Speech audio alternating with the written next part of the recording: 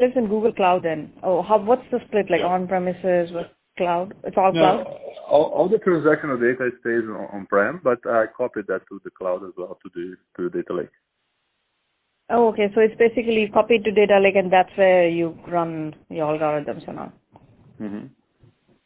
Okay. And in any types of data that basically, like, I don't know if there are scenarios where you're not comfortable putting it in the cloud because, I don't know, if there's regulation or something, like, do you have any scenarios where you may be, okay, how do you handle those? So, yeah, what I do is basically I have integration, so I can make the processing using on-prem data. So I integrate online, real time, and then I generate the results, but I keep the data on-prem.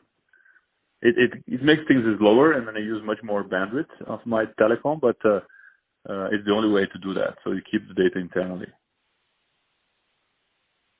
Sorry, can you say that again? Like, how does it work? So we have a tool called Boomi. Boomi is a data integration tool, right? So what we do, we basically run models using data that's in my data lake and data that's in on-prem at the same time. I just don't copy the data to data lake. I process that using the data locally on my data center. And then I leave the data there. I don't bring it to the data lake. I see. Sorry, what was the tool you called? Can you spell it out for me? Dell, company Dell that makes computers as well. So Dell Boomi. The tool is called Boomi. Boomi. Boomi. Oh, I see.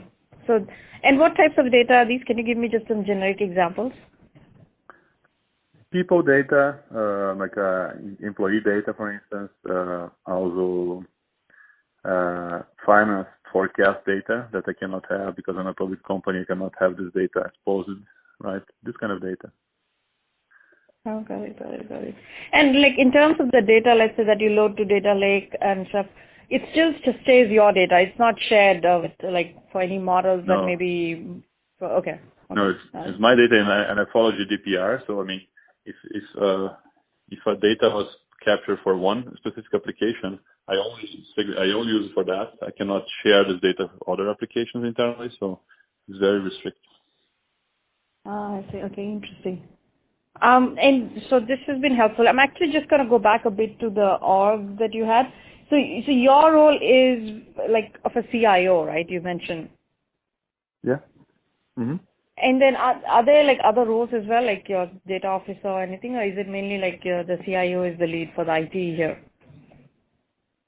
So the CIO is the lead for IT. What we have is behind me, we have some data science, head of data science. We have also head of software development kind of roles that actually are leading these things, right?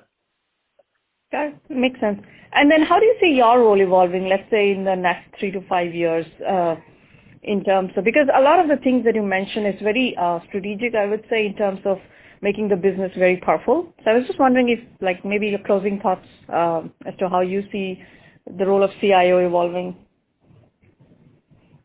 Yeah, that's a question mark I have. So I think if the things get more automatic and more like in the business, we are trying to do more and more that the business can run their own analysis, their own calculations, and their own things. So I think I can become more my role can become something more like related to innovation and really bringing new ideas to the company instead of like transforming the existing. So I think it could become more like a business related and more close to innovation than it is today.